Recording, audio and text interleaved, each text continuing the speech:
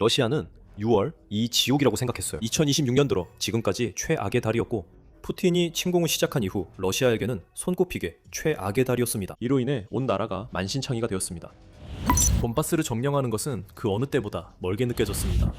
러시아군은 사방에서 죽어나갔고, 여름 공세는 본격적으로 시작되기도 전에 이미 실패로 끝나버렸습니다. 그리고 7월이 찾아왔습니다. 그리고 러시아는 상황이 훨씬 더 나빠질 수 있다는 사실을 알게 되었습니다. 푸틴을 무너뜨릴 한 달이 막 끝났지만 여전히 완전히 망상에 빠진 푸틴은 모든 것이 계획대로 진행되고 있다고 주장하려고 합니다. 그의 환상세계는 산산조각이 났고, 그는 그 사실을 마지막으로 알게 되었습니다. 2026년 6월은 러시아에게 완전한 악몽이었고, 그 달의 수치들이 이를 뒷받침합니다.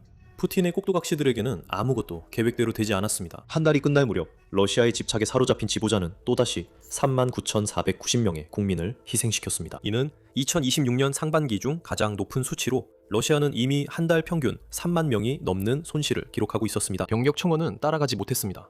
자원병들은 한 달에 고작 24,000명 정도만 지원하고 있었고, 이는 전쟁이 시작된 이후 처음으로 우크라이나가 러시아가 전장에 투입할 수 있는 병력보다 더 많은 병사를 제거하고 있다는 것을 의미했습니다. 그리고 푸틴이 2026년 말까지 점령하라고 요구한 돈바스에서는 러시아의 진격 속도는 너무 느려서 알자지라에서는 현재 속도로 계속된다면 러시아가 도네츠크를 점령하는데 14년이 더 걸릴 것이라고 보도했습니다. 39,490명의 병사를 잃고도 하루에 겨우 1.03제곱킬로미터씩 진격했다면 누구에게나 재앙이었을 것입니다. 그리고 실제로 그랬습니다. 하지만 러시아가 생각했을 한 가지 희망적인 점은 분명히 이보다 더 나빠질 수는 없다는 것이었습니다. 우크라이나의 고기 분쇄기도 언젠가는 멈춰야 할 테니까요. 어쩌면 그럴 수도 있겠지만 적어도 7월에는 그런 일은 절대 일어나지 않았습니다. 푸틴이 얼굴을 붉힐 정도로 최악의 한 달을 보낸 직후 러시아는 7월에 더 많은 사상자를 내며 스스로 그 기록을 경신했습니다.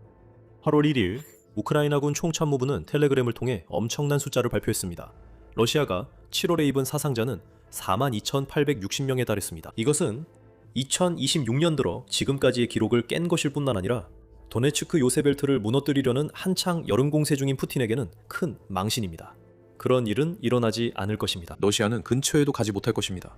푸틴이 여기서 본 것은 그의 침공이 너무나 큰 대가를 치르고 있다는 또 하나의 예시이며, 러시아는 더 이상 이를 감당할 수 없다는 사실입니다. 7월 한 달 동안 42,860명의 사상자는 하루 평균 약 1,382명의 병사가 우크라이나에서 사망하거나 부상당하거나 포로로 잡혔다는 의미입니다. 이 수치는 2026년 누적 합계에 더해져 현재 23만 8,650명에 이르렀습니다. 또한 7월의 사상자 수가 6월보다 3,000명 이상 많다는 사실도 무시할 수 없습니다. 이것은 7월이 6월보다 하루가 더 많다는 이유로 설명될 수 없습니다. 여기에는 더 깊은 무언가가 있습니다.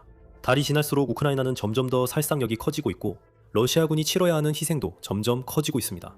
숫자가 그것을 증명합니다. 1월로 돌아가 봅시다.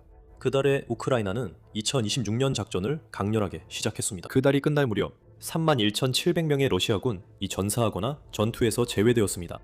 연초에는 좋은 출발이었지만 2월 이 끝날 무렵 푸틴은 환호할 만한 이유가 있다고 생각했을지도 모릅니다. 사상자 수가 급격히 줄어들었기 때문입니다. 러시아는 2월에 약 26,100명의 병력을 잃었을 뿐입니다. 물론 여전히 1980년대 아프가니스탄과의 10년 전쟁 전체에서 잃은 병력의 1.5배가 넘는 숫자이긴 하지만 그래도 시작이었습니다.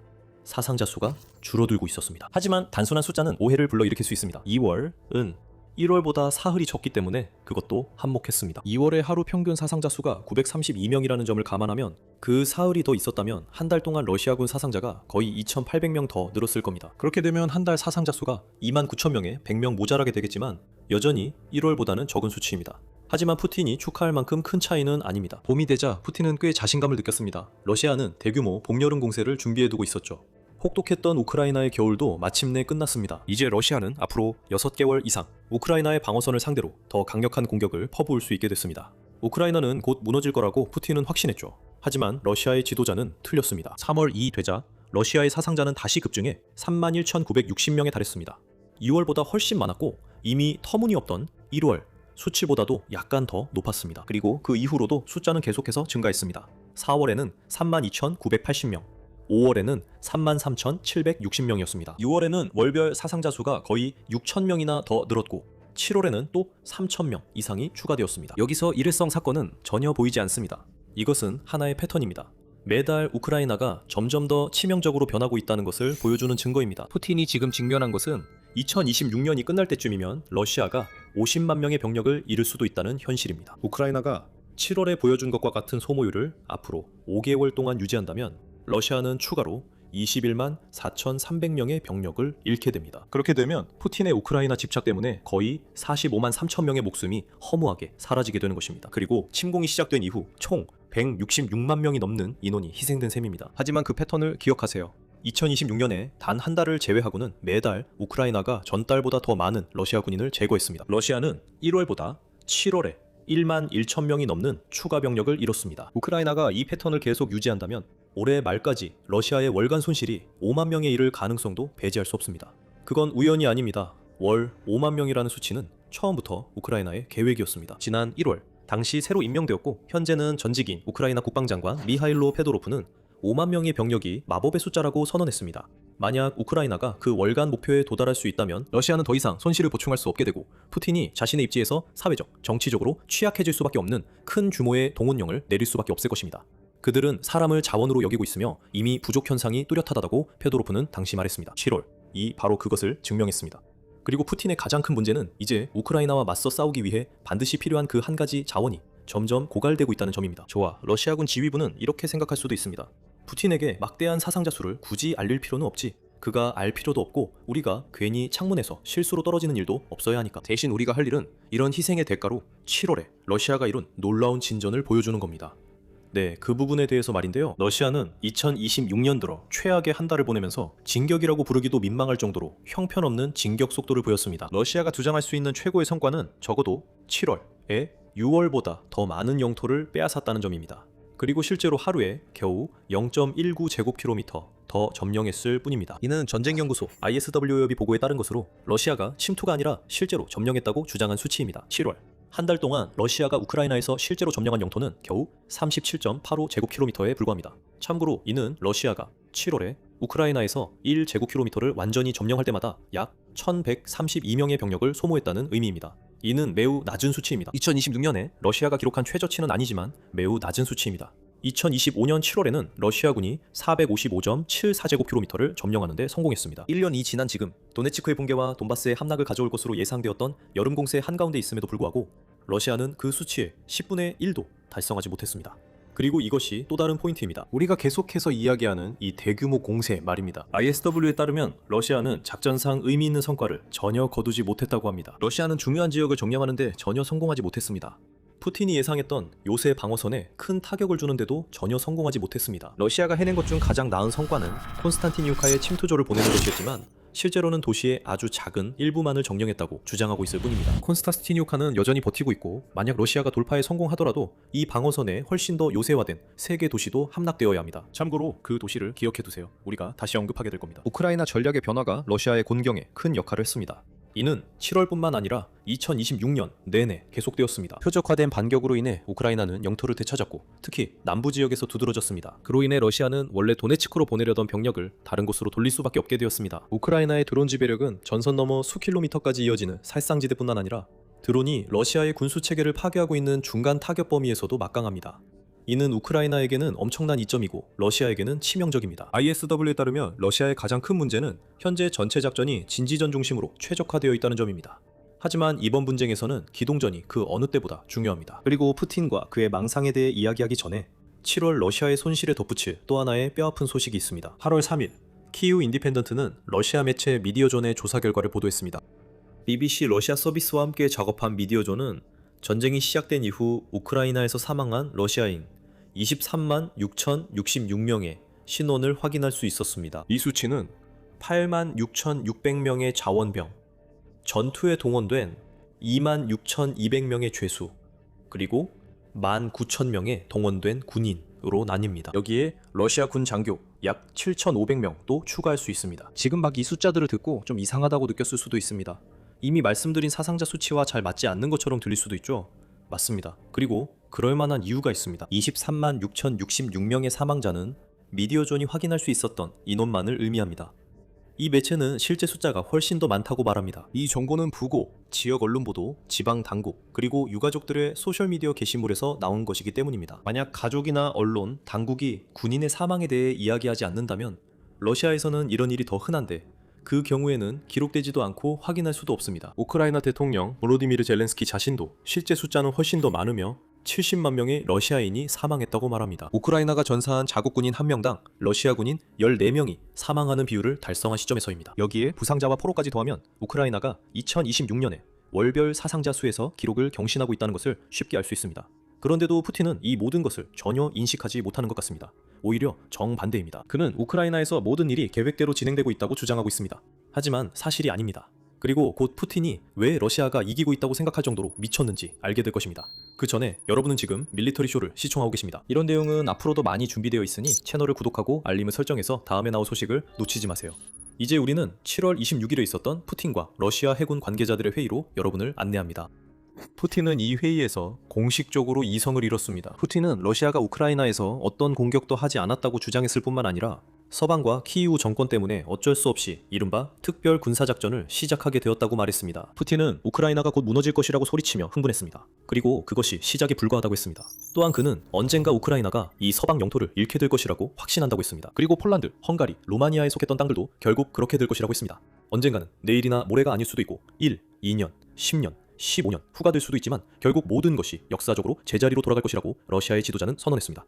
푸틴, 제발요. 10년이나 15년 후에 도네츠크라도 지킬 수 있으면 다행일 겁니다.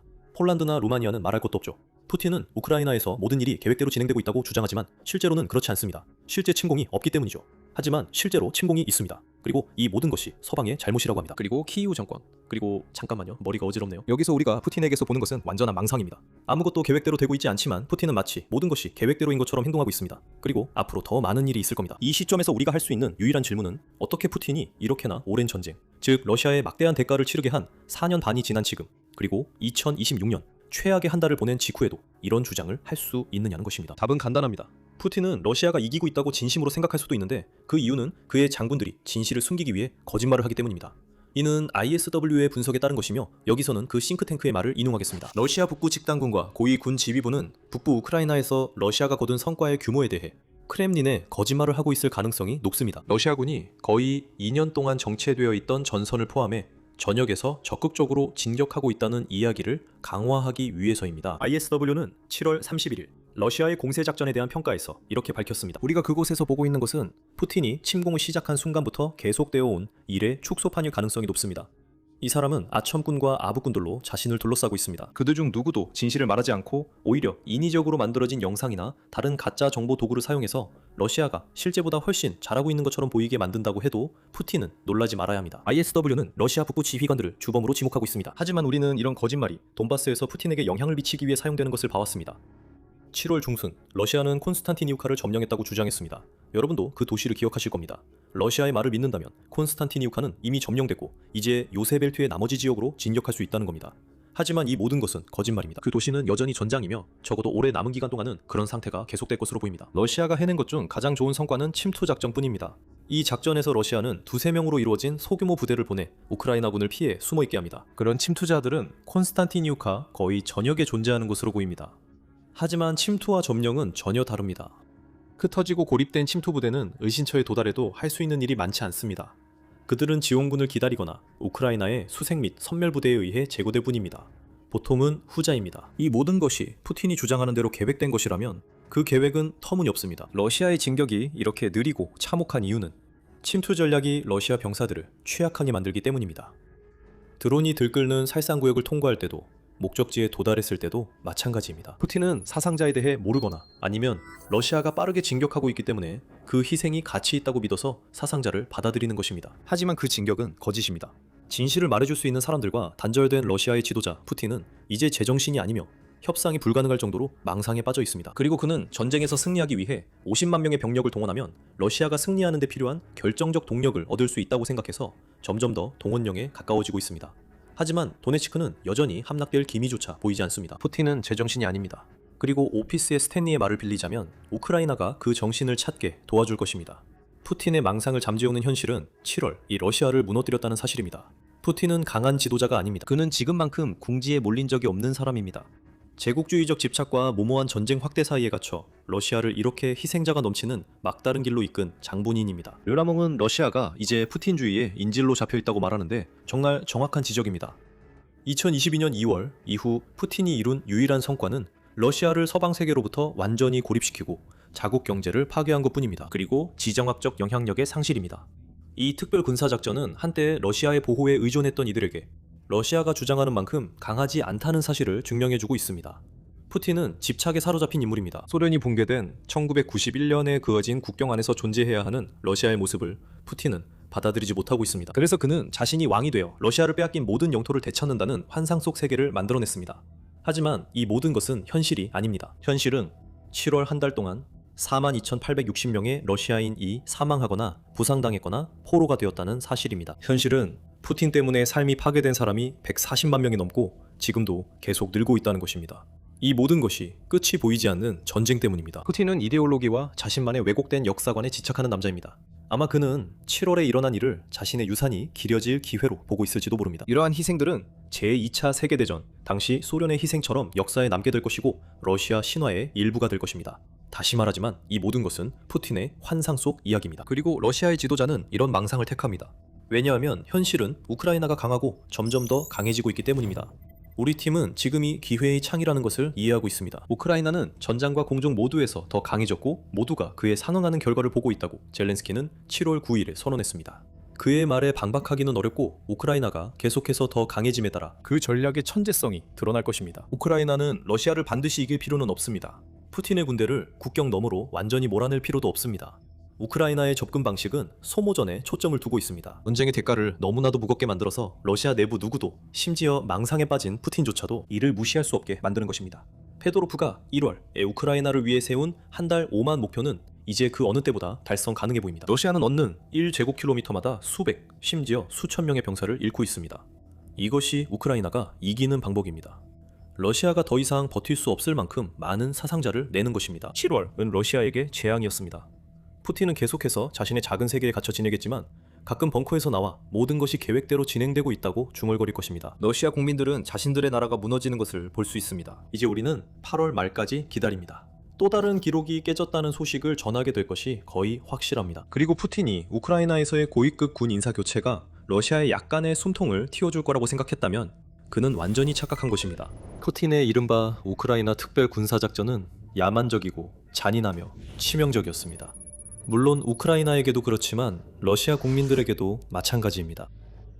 병사들을 대의를 위해 희생하는 소모품 정도로 여기는 소련 시절의 전술에서 벗어나지 못한 러시아는 지금까지 144만 명이 넘는 병력을 소모해왔습니다. 그리고 2026년 이 끝날 무렵에는 그 수가 150만 명을 훨씬 넘어설 것으로 보입니다. 푸틴의 전쟁은 러시아에 막대한 피해를 입혔습니다. 이제 푸틴은 러시아 전체를 황폐화시킬 계획을 세우고 있습니다. 스탈린조차 외면할 만큼 어두운 희생이 계획되고 있습니다. 푸틴이 우크라이나 전쟁에서 지금까지 가장 끔찍한 조치를 준비하면서 50만 명의 러시아인들, 이 방금 경고를 받았습니다. 7월 27일 우크라이나 대통령 볼로디미르 젤렌스키가 경고를 전했습니다.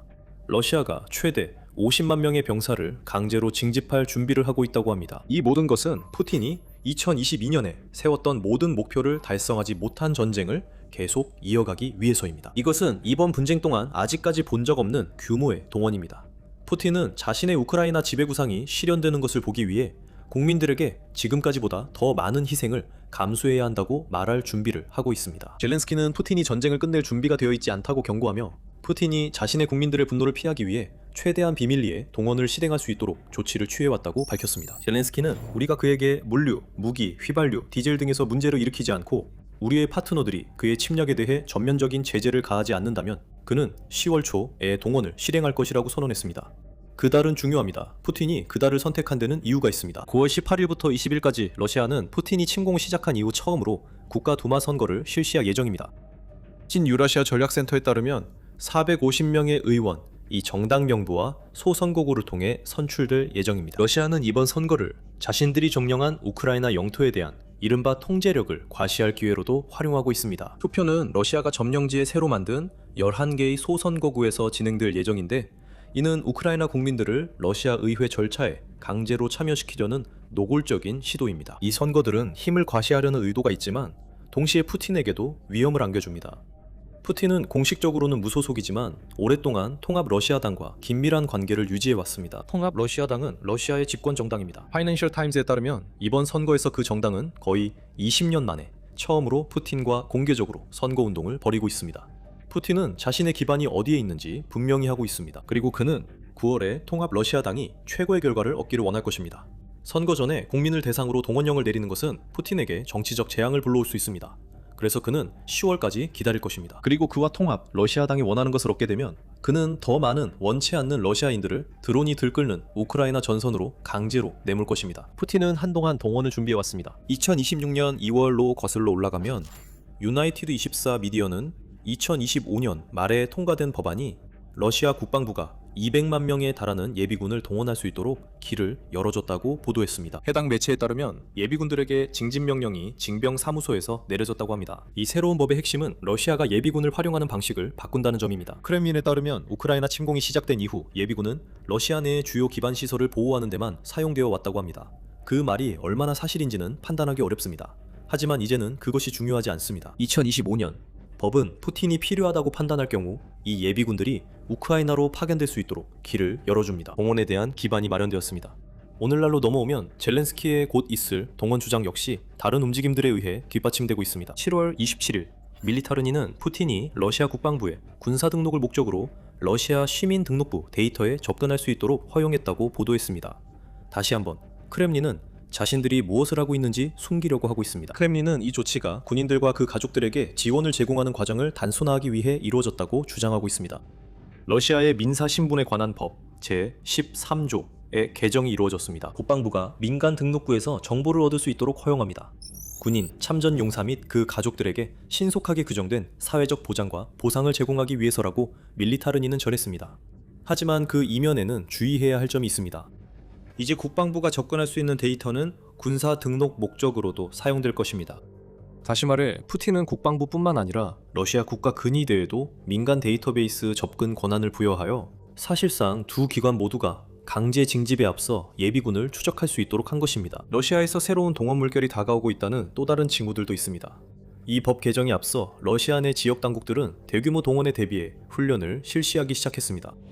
첫 번째 훈련 세션은 볼고그라드에서 기록되었으며 로스토프, 칼미키아, 아스트라한, 그리고 점령지인 크림, 루안스크, 도네츠크의 대표자들도 참여했습니다. 그래서 러시아가 어디에서 병사들을 동원하기 시작할지에 대한 단서를 찾고 있다면 이 7개 지역이 시작하기에 좋은 곳일 것입니다. 또한 7월 27일 UA.뉴스는 러시아 국가방위군이 민방위 규정에 흥미로운 변경을 가했다고 보도했습니다. 이 변경 사항들은 동원령, 계엄령, 전시기간 동안 러시아를 위협으로부터 보호하는 것과 관련되어 있습니다. 다시 말해 러시아 국가방위군은 푸틴이 병력 동원을 결정할 경우 발생할 수 있는 시위나 기타 이른바 위협을 진압할 수 있도록 법적 구조를 갖추고 있는 것입니다. 증거가 점점 쌓이고 있습니다. 푸틴은 국가 두마 선거가 끝날 때까지 이를 발표할 준비가 되어 있지 않지만 분명히 결코 일어나지 않을 것이라고 약속했던 동원령을 준비하고 있습니다. 사실 크렘린은 여전히 그 약속을 하고 있습니다. 젤렌스키의 주장에 대해 러시아 국가 두마 대표들은 동원령이 준비되고 있다는 어떤 생각도 일축했습니다.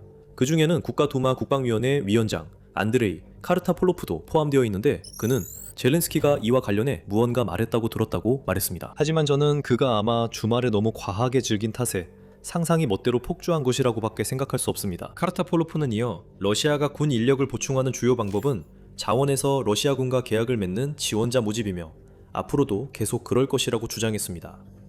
그 점에 대해 카르타폴로프 씨, 러시아가 자원자 모집에 의존하고 있다는 사실 자체가 젤렌스키가 옳고 동원의 물결이 다가오고 있다는 또 다른 신호를 우리에게 줍니다. 2026년 러시아의 자원자 모집은 그다지 잘 되고 있지 않습니다. 5월 4일 프라우다지는 러시아가 우크라이나에서 병력을 보충하기 위해 모집한 인원보다 더 많은 병력을 잃은 것이 5개월 연속 이어졌다고 보도했습니다. 2025년 12월부터 4월 26일까지 러시아는 14만 8,400명의 인원을 모집하는 데 성공했지만 15만 6,735명을 잃어 8,000명 조금 넘는 부족분이 발생했습니다. 키우 인디펜던트는 젤렌스키 대통령의 7월 25일 저녁 연설을 인용해 2026년 현재까지에 대한 다른 수치를 제시합니다. 우크라이나 대통령은 올해 러시아가 지금까지 22만 5,500명의 손실을 입었고 22만 1,000명을 모집했다고 말했습니다. 그래서 부족분이 더 적지만 여전히 존재합니다. 이것은 푸틴의 모집 담당자들이 점점 고갈되는 자원자 풀에서 계속 인력을 끌어와야 한다는 것을 보여줍니다. 러시아는 아직 완전한 모집 위기에 직면한 것은 아닙니다. 하지만 월별 사망자 수가 계속해서 급증하고 있으며 2026년 6월에는 우크라이나에서 한 달 동안 러시아군 사상자가 39,490명으로 기록을 경신했습니다. 이미 존재하는 문제가 더욱 심각해질 것입니다. 러시아는 우크라이나에서 목숨을 잃는 대가로 막대한 보상을 받으려는 사람들이 점점 줄어들고 있어서 푸틴은 절박한 상황에 놓이게 되었습니다. 너무나 절박해서 그는 동원령을 내릴 모든 준비를 마쳤습니다. 다음에 일어날 일은 거의 불가피합니다. 러시아의 손실이 점점 감당할 수 없게 되고 있다는 것을 알기에 푸틴은 10월까지 자신이 할 수 있는 모든 방법을 다 써보려고 하고 있습니다. 유나이티드 24 미디어에 따르면 러시아는 현재 북한에서 3만 명의 병사와 새로운 미사일 발사대를 자국에 들여오려고 추진 중이라고 합니다. 이 소식 역시 젤렌스키의 주장에 따른 것으로 그는 러시아가 북한 병사들을 수용하기 위해 보로네시 지역에 시설까지 준비했다고 말합니다. 이것은 우크라이나뿐만 아니라 모두에게 위협이 됩니다. 러시아는 북한이 전쟁을 배우고 무기를 개선하며 실제 전투 경험을 쌓을 수 있도록 돕고 있습니다. 이 모든 것이 북한 미사일 사정권 안에 있는 아시아의 모든 이들에게 위협이 된다고 젤렌스키는 말했습니다. 분명 위협입니다. 하지만 이것은 러시아가 후방에 배치할 자국 병력이 부족해지고 있다는 신호이기도 합니다. 예비군들이 이런 역할을 맡아왔습니다. 아마도 그 예비군들이 전선으로 보내질 것이라는 또 다른 신호가 나타난 것일지도 모릅니다. 키이우 포스트는 러시아가 새로운 법안을 통해 군에 징집할 수 있는 인력풀을 확대하면서 교도소에서의 모직도 늘렸다고 덧붙였습니다. 러시아는 이제 너무 절박해져서 살인범, 강간범, 마약 남용자뿐만 아니라 조직범죄와 국가기밀 취급 위반 관련 범죄로 유죄 판결을 받은 사람들까지 교도소에서 우크라이나로 보내고 있습니다. 국가 기밀을 잘못 다룬 사람들을 보내는 게 현명해 보이네요. 우크라이나가 이 사람들을 포섭해서 러시아에 등을 돌리게 할 가능성은 전혀 없겠죠. 하지만 이런 조치들로는 충분하지 않을 것입니다. 3만 명의 북한 군인은 러시아가 한 달 동안 입는 손실 정도에 불과합니다.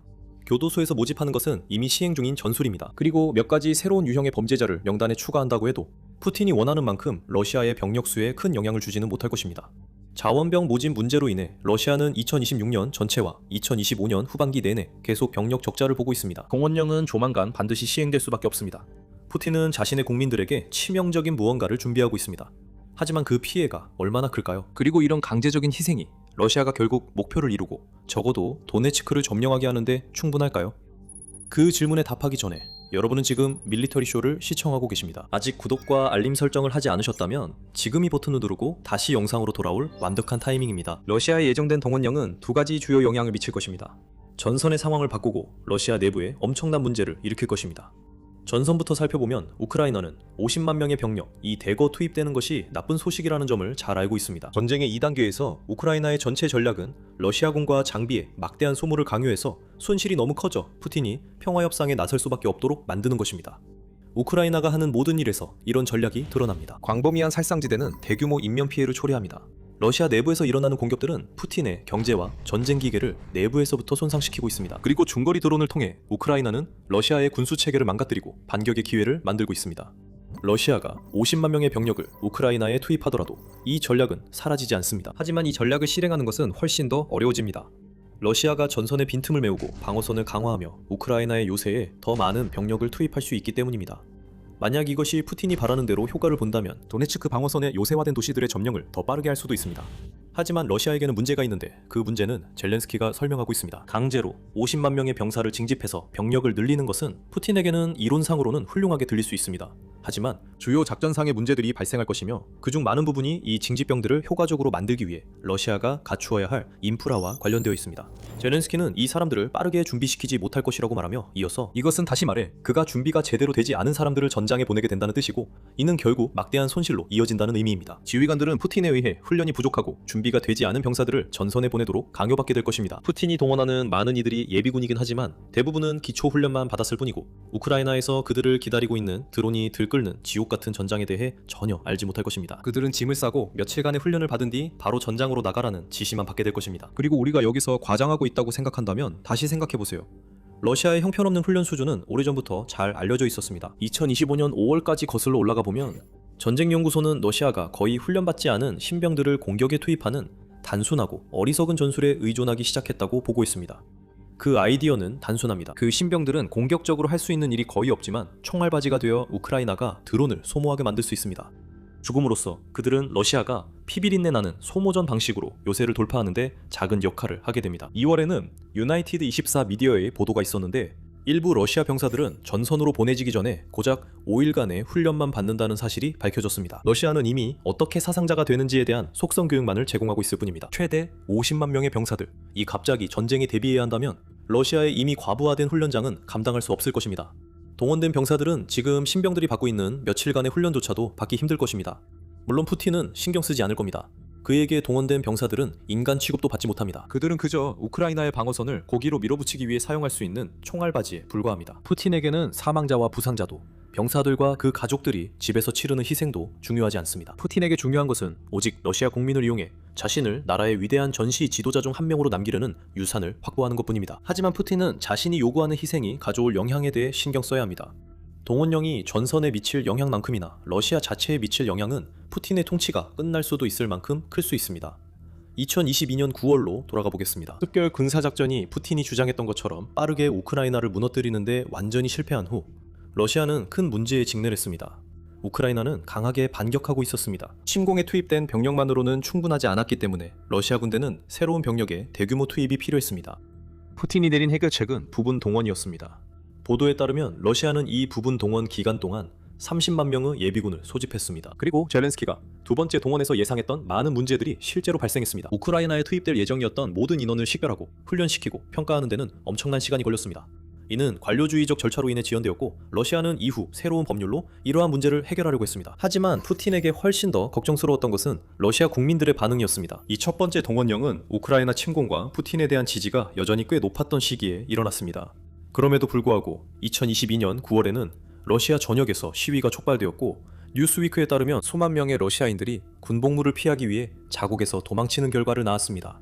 이제 거의 4년이 지난 지금 푸틴은 같은 일을 더 큰 규모로 다시 하려고 하는 것처럼 보입니다. 하지만 이번에는 러시아 내 전쟁에 대한 열의와 푸틴 자신의 인기가 모두 하락하는 상황에서 그런 계획을 세우고 있습니다. 푸틴 치하의 러시아 국민들은 현재 우크라이나 전쟁의 상황에 대해 좌절감을 느끼고 있으며 여론조사에서도 그들의 좌절감이 드러나고 있습니다. 7월 1일 보고서에 따르면 TVP 월드는 우크라이나 분쟁학 및 러시아 분석 연구소가 실시한 설문조사에서 러시아인의 81%가 우크라이나 전쟁의 즉각적인 종식을 원한다고 밝혔습니다. 같은 설문조사에서 조사 대상 1,600명 중 73%가 2차 동원령에 반대하는 것으로 나타났습니다. 푸틴의 지지율도 하락세를 보이고 있습니다. 7월 20일 유나이티드 24 미디어는 러시아 공공여론조사센터의 최신 여론조사 결과를 보도했습니다.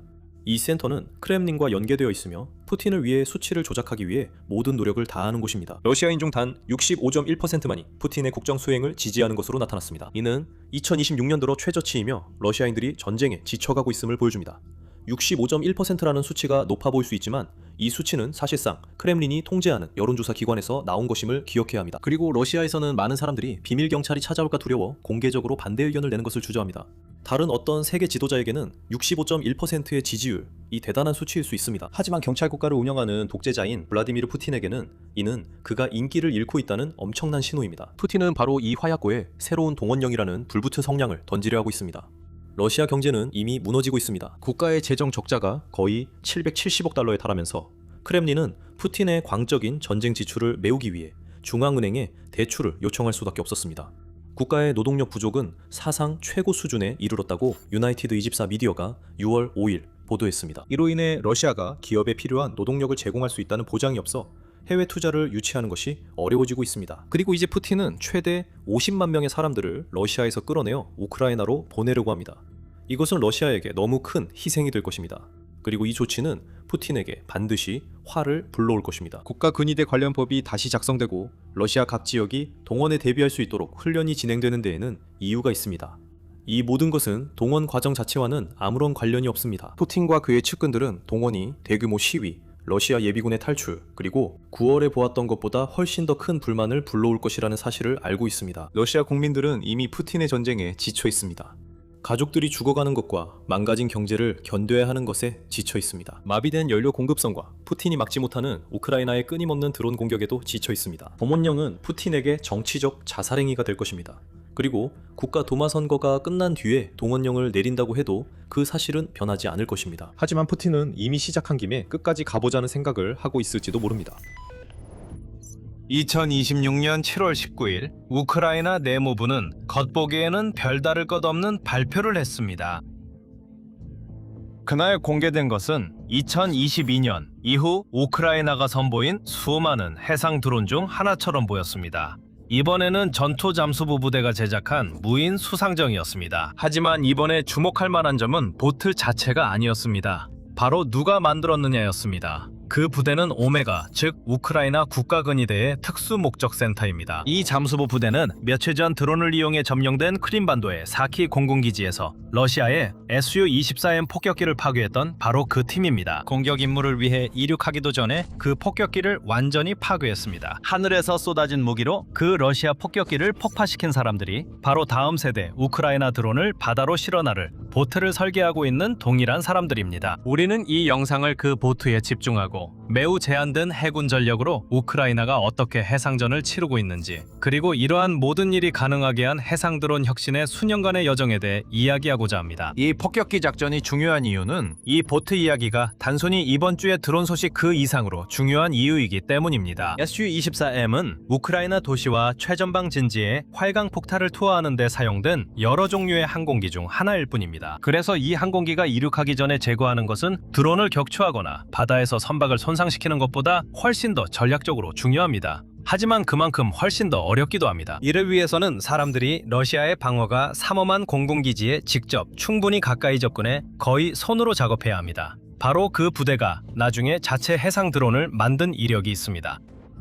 이들은 다른 사람의 전투 보고서를 통해 간접적으로 전투를 배우는 연구 개발팀이 아닙니다. 바로 자신들의 임무 경험을 바탕으로 장비를 설계하는 특수 작전 부대입니다. 세부 사항이 중요하니까 오메가 팀이 실제로 무엇을 만들었는지부터 시작해봅시다. 우크라이나 내무부에 따르면 이 선박은 국가의 중앙방위 조달 시스템을 통해서가 아니라 잠수부 부대 소속 엔지니어들이 우크라이나 민간 IT 회사와 협력하여 개발한 것입니다.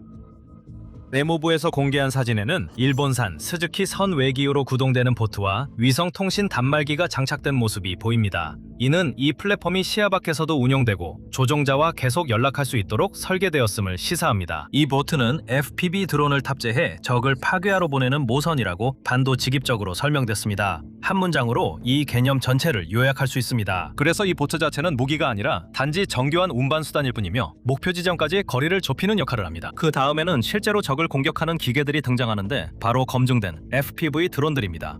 이 드론들은 적에게 최대한 가까운 곳에서 출발해야 하며 충분한 배터리를 남겨둔 채로 도착해 기동하고 공격할 수 있어야 합니다. 이 아이디어는 아마도 자포리자 방면에서 나온 듯한데 오메가 팀이 이미 전선 뒤에서 러시아의 군수품과 장비를 상대로 FPV 드론을 운용하고 있던 곳입니다. 그곳에서 그들은 이 전쟁의 모든 드론 조종사들이 결국 마주치는 같은 한계에 부딪혔습니다. 배터리는 드론을 일정 거리까지만 운반할 수 있고 공격 자체를 위한 전력이 남지 않게 됩니다. 하지만 운반 체계를 사용하면 이론적으로 그 사거리를 훨씬 더 늘릴 수 있습니다. 해상 플랫폼은 전진기지가 보병의 사거리 문제를 해결하는 것과 같은 방식으로 사거리 문제를 해결해줍니다. 값비싸고 취약한 시스템의 핵심 부분을 투입하기 전에 더 가까이 접근하는 것입니다. 국가방위군은 이미 이와 같은 더 넓은 접근 방식으로 남부 우크라이나에서 무인팀을 운영하고 있다고 시사한 바 있습니다. 소형 보트와 FPV 드론, 그리고 잠수부대의 전술적 경험을 더해 러시아 차량, 장갑 장비, 유조차, 전력 인프라를 파괴하는 것입니다. 목표는 드론과 원격 조종 시스템으로 대표되는 이른바 기술이 우크라이나 전투원들의 생명을 구하는 동시에 러시아군이 제거되는 속도를 높이는 데 있습니다. 그리고 이 부대는 타격 임무에만 그치지 않습니다. 한 보고서에 따르면 이 보트의 향후 버전은 FPV 요격 드론을 탑재하도록 설계되어 동일한 선체를 이동식 해안 방공 장비로 전환할 수 있다고 합니다. 내무부는 이 선박의 공식 명칭이나 기술 사양을 공개하지 않았습니다. 따라서 엔진과 통신에 관한 세부 사항은 전체의 사양표가 아니라 사진에서 보이는 것만을 근거로 한 것임을 감안해야 합니다. 하지만 이 보트의 의도는 명확합니다. 해상모선이라는 개념 자체는 사실 새로운 것이 아닙니다. 우크라이나는 이미 몇 년 전부터 해군의 바라쿠다 시스템부터 국방정보국의 가트란에 이르기까지 FPV를 탑재한 해상 드론을 운용해왔습니다.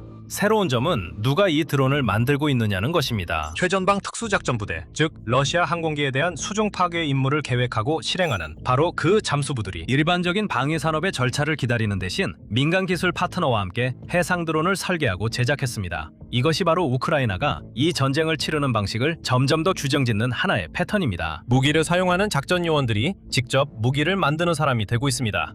이들은 조달 과정을 생략하고 두처의 속도가 아니라 최전선의 속도로 반복적으로 개선하고 있습니다. 이러한 패턴이 해상 전쟁에서 왜 그렇게 중요한지 이해하려면 우크라이나의 해상 드론 프로그램이 어디서 시작됐는지부터 살펴봐야 합니다. 왜냐하면 이 이야기는 사실상 해군이 전무한 상태로 전면 침공을 맞이한 한 나라가 4년 후에는 전 세계에서 가장 주목받는 무인 해상전 실험 가운데 하나를 운영하게 된 이야기입니다. 러시아가 2022년 2월에 침공했을 때 우크라이나의 기존 해군은 흑해에서 중요한 전력이 아니었습니다. 우크라이나 해군의 가장 강력한 수상 전투함들은 전쟁 초기에 이미 손실되었거나 러시아의 손에 넘어가지 않도록 자침되었습니다. 그리고 점령된 크림반도의 세바스토폴에 주둔한 러시아 흑해 함대는 해상에서 실질적인 통제권을 가지고 있었습니다. 그 함대는 우크라이나 항구들을 봉쇄했고 오데사 근처에서 상륙 작전을 위협했으며 전국의 목표물을 향해 미사일을 발사하는 해상 미사일 플랫폼 역할을 했습니다. 우크라이나의 첫 번째 실질적인 대응은 2022년 4월 넵튠 대함 미사일을 사용해 함대의 기함인 순양함 모스크바를 침몰시킨 것이었습니다. 그것은 러시아 해군의 계획에 충격을 주었고 20세기 초 러일 전쟁 이후 적의 기함이 침몰된 첫 사례였습니다. 하지만 이것은 반복적으로 사용할 수 있는 시스템이 아니라 단발성 미사일 공격이었습니다. 우크라이나는 조선소 없이도 대량으로 저렴하게 만들 수 있는 무언가가 필요했습니다. 그 무언가는 물 위에 거의 드러나지 않는 작은 크기의 폭약을 실은 보트였습니다. 이 보트는 레이더에 잡히기도 어렵고 맞추기는 더더욱 힘듭니다. 우크라이나 개발자들은 2022년 봄에 훗날 마구라 시리즈가 될 무인정을 설계하기 시작했습니다. 그리고 10월이 되자 마구라 VV-5의 초기 작전형이 나오기 전에 시제품 보트들이 러시아 흑해 함대의 본거지인 세바스토폴 항구를 직접 공격하는 작전에 투입되었습니다. 최초의 공격으로 당시 함대의 최신 기함이었던 프리기탐 아드미랄 마카로프와 기뢰 제거함이 손상되었습니다. 그날 밤 드론이 어떤 선박도 침몰시키지는 못했지만 이 작전은 무인정 개념이 효과적임을 입증했습니다. 몇 척의 저렴한 무인 보트가 흑해에서 러시아가 가장 강력하게 방어하는 해군 기지 깊숙이 침투했습니다. 그 이후로 이 프로그램은 빠르게 발전했습니다. 우크라이나 군사정보국 즉 GUR이 마구라 무인정 시리즈의 주요 운영자가 되었습니다. 그리고 2023년이 되자 이 보트들은 이미 우크라이나 해안에서 멀리 떨어진 곳까지 작전을 펼치고 있었습니다. 2023년 5월 세대의 마구라 드론이 우크라이나에서 수백 마일 떨어진 곳에 있던 대형 러시아 정보 수집함 이반 쿠루스를 공격해 손상을 입혔습니다. 우크라이나 보안국 즉 SBU는 시베이비라는 또 다른 해상 드론 시리즈를 운용하기 시작했고 2023년 7월에는 베이비 거의 1톤에 달하는 폭약을 실은 드론들이 공격했습니다. 이 드론들은 점령된 크림반도와 러시아 본토를 잇는 물리적이자 상징적인 연결고리인 케르치 해협 대교를 타격했습니다. 베이비 드론은 이후 해상 기뢰를 설치하거나 로켓 발사기를 탑재하는 등 개조되었고 흑해 함대가 노보로시스크로 이동한 뒤에는 그곳 인근의 러시아 선박들을 추가로 공격하는 데에도 사용되었습니다. 해상 드론이 단순한 골칫거리가 아니라 전략적 무기로 확실히 자리 잡게 된 전환점은 2024년 초에 찾아왔습니다. 1월 말 마구라 V-5 드론이 타란툴급 미사일 초계함 이바노베트를 침몰시켰습니다. 그리고 2월 중순에는 로프차급 상륙함 세자르 쿠니코프를 침몰시켰습니다. 이것들은 해상 드론이 적의 군함을 침몰시킨 해군 전쟁사 최초의 확인된 사례로 이번 전쟁뿐만 아니라 전체 역사상 처음 있는 일이었습니다. 세바스토폴에서 첫 번째 공격이 있은 지 대략 1년 만에 이 작전을 면밀히 추적해온 언론 보도에 따르면 우크라이나의 해상 드론과 미사일 공격이 합쳐져 약 24척에 달하는 러시아 선박을 침몰시키거나 손상시켰습니다. 그리고 2023년에서 2024년으로 넘어가면서 흑해 함대의 대부분은 세바스토폴에서 수백 킬로미터 동쪽으로 이동했습니다. 더 멀리 떨어져 있고 처음에는 더 안전하다고 여겨졌던 노보로시스크 기지로 옮겼지만 그 보호도 일시적임이 드러났습니다. 그러한 이전은 전쟁 전체에서 가장 뚜렷한 결과 중 하나입니다. 실질적인 해군이 없는 나라가 개별적으로는 작은 보트들을 이용해 핵 보유국의 흑해 함대 대부분을 전통적인 세바스토폴 기지에서 몰아냈습니다. 각각 수십만 달러에 불과한 비용의 보트들입니다. 노보로시스크로의 후퇴조차도 러시아의 문제를 완전히 해결하지 못했습니다. 우크라이나의 해상 드론들은 계속해서 사거리를 늘려갔습니다. 결국 우크라이나가 통제하는 해안선에서 거의 500마일 떨어진 표적까지 타격하게 되었고 마구라 계열 드론은 계속해서 기능을 추가해갔습니다. 2025년 초까지 마구라 V-5 드론에는 우크라이나가 시 드래곤이라고 부르는 적외선 유도 미사일이 장착되었습니다. 이 미사일은 구소련제 R-73 공대공 미사일을 개조한 것으로 크림반도 근처에서 작전 중이던 러시아 미-8 헬리콥터를 격추시켰습니다. 이것은 해상무인 수상정이 항공기를 격추한 첫 번째 확인된 사례입니다. 이후 더 큰 변형인 마구라 V-7에는 자체 대공 미사일이 장착되었습니다. 폭약을 선수에 실은 즉흥적인 고속정으로 시작했던 것이 약 3년 만에 선박을 공격하고 지상 목표물을 타격하며 항공기를 격추할 수 있는 다목적 해상 플랫폼으로 발전했습니다. 이러한 능력의 발전 곡선이 바로 오메가보트의 모선 개념의 직접적인 전신입니다. 우크라이나가 개방된 해역을 건너는 동안 생존할 수 있고 레이더를 피할 수 있는 신뢰할 만한 수상 드론을 확보하게 되자 논리적인 다음 단계는 이 드론들을 단순히 일회용 폭발물로만 취급하는 것이 아니라 다른 시스템을 운반하는 플랫폼으로 활용하는 것이었습니다. 해군은 2026년 7월 중순에 이를 공개적으로 추진했으며 바라쿠다 드론보트 시스템이 감시 초소를 공격하는 다층 해상 드론 작전을 시연했습니다. 한편 별도의 드론 탑재 수상함정은 정찰 및 FPV 타격 드론을 발사했습니다. 보트에 탑재된 드론들은 채공하며 표적을 확인하고 단일 목적의 가미카제 기체보다 훨씬 빠르게 타격 임무를 넘길 수 있어 정밀도와 효율성이 직접적으로 향상됩니다. 이 모선 트렌드의 또 다른 분야는 방공이며 전쟁의 다음 단계에서 더 중요한 역할을 하게 될 수도 있습니다. 하지만 그 이야기에 들어가기 전에 매일 뉴스를 받아보시려면 밀리터리쇼를 구독해주세요. 2026년 4월 무인 우크라이나 해상 드론이 자체 갑판에서 발사한 요격기를 사용해 러시아의 샤이드 드론을 격추시켰는데 우크라이나는 이 사건을 해상 플랫폼으로서는 세계 최초라고 설명했습니다. 이는 해상 드론이 스팅과 같은 요격 시스템의 실용적인 발사 플랫폼이 될 수 있다는 사실에서 비롯된 것입니다. 해상 드론은 흑해 해안선을 따라 해상에 머물면서 지상 기반 방공 시스템이 쉽게 방어할 수 없는 방향과 거리에서 도시를 방어할 수 있기 때문입니다. 우크라이나 군정부국은 러시아 해안경비대 요원들이 소형 화기로 우크라이나 해상 드론 부대를 저지하려 했던 사건에 대해서도 언급했습니다. 하지만 그 플랫폼에서 FPV 드론을 발사해 러시아 요원 여러 명을 포위해 제거했습니다. 그러나 이것은 해상 전투에만 영향을 미치는 것이 아닙니다. 우크라이나의 모선 전략은 무인 시스템이 운영되는 모든 영역에서 나타나고 있으며 이것은 훨씬 더 광범위한 구조적 변화의 한 부분에 불과합니다. 육상에서는 2026년 7월 중순 우크라이나 제123 독립영토방위여단 이 즉석에서 만든 상륙정을 사용했습니다. 미콜라이오주 킴번스핏에 러시아 점령 해안에 기관총이 장착된 지상 로봇을 상륙정으로 실어 나르고 이를 곧바로 전투 임무에 투입했습니다. 이는 해상 플랫폼이 점령된 해안에 지상 로봇을 실어 나르고 상륙시켜 임무를 수행하게 한 첫 사례로 알려졌습니다. 공중에서는 우크라이나군이 대형 폭격기형 무인기를 이용해 일회용 공격 지상 로봇을 러시아 진지에 추가 타격을 가하기 위해 수송하고 있습니다. 이렇게 하면 실제 공격 시 대형이고 더 비싼 폭격기형 드론을 러시아 방공망에서 더 멀리 떨어뜨려 놓으면서도 지상 로봇의 작전 범위를 확장할 수 있습니다. 이 모든 것을 종합해보면 보트가 FPV 드론과 요격기를 발사하고 보트가 지상 로봇을 해안에 상륙시키며 폭격기가 지상 로봇을 내륙에 투입하는 등 명확한 교리가 나타나고 있습니다. 우크라이나는 무인 플랫폼으로 전체 물류 체계를 구축했습니다. 이 플랫폼의 유일한 임무는 더 작고 저렴하며 소모 가능한 무기를 충분히 가까이 보내는 것이며 이를 위해 사람이나 값비싼 자산을 위험에 빠뜨리지 않습니다. 여기서 누가 그것을 만들었는지도 중요한 부분입니다. 우크라이나의 드론 산업은 전통적인 방위 조달 시스템처럼 단일 하향식 프로그램으로 운영된 적이 없습니다. 이것은 민간 제조업체, 자원봉사로 운영되는 작업장, 그리고 이제는 실제 전투 경험에서 얻은 교훈을 바탕으로 하드웨어를 설계하는 최전방 부대들까지 포함하는 분산된 생태계입니다. 예를 들어 프론트라인 로보틱스와 같은 우크라이나 제조업체들은 한 달에 20번이나 소규모 설계 변경을 하고 대규모 업데이트는 대략 6개월마다 한 번씩 진행한다고 보고합니다. 이러한 반복 속도는 대부분의 서방 군대에서 전통적인 방위 획득 절차로는 거의 상상할 수 없는 수준입니다. 오메가의 잠수부대가 민간 IT 파트너와 함께 자체 보트를 제작하는 것도 바로 그와 같은 문화에 딱 들어맞습니다. 이들은 자신의 FPV 드론이 정확히 어디에서 배터리가 소진될지, 러시아 해안 방어가 낮고 빠르게 움직이는 선체에 어떻게 반응하는지, 그리고 특수작전 임무 중 잠수팀이 지원 플랫폼에서 무엇을 필요로 하는지 정확히 아는 작전 요원들입니다. 그리고 요구사항을 작성해서 누군가가 만들어주기를 기다리는 대신 그들은 직접 그것을 만들었습니다. 우크라이나의 해군 드론 프로그램은 다른 군대가 이러한 유형의 전쟁에 대해 생각하는 방식에도 영향을 주기 시작했으며 이는 이 기술이 최초의 불안정한 시범운항으로 세바스토폴 항구에 진입했던 때와 비교해 얼마나 발전했는지를 보여주는 신호이기도 합니다. 미국 군대는 이란에서의 작전 중에 처음으로 무장 무인 수상정을 전투에 사용했습니다.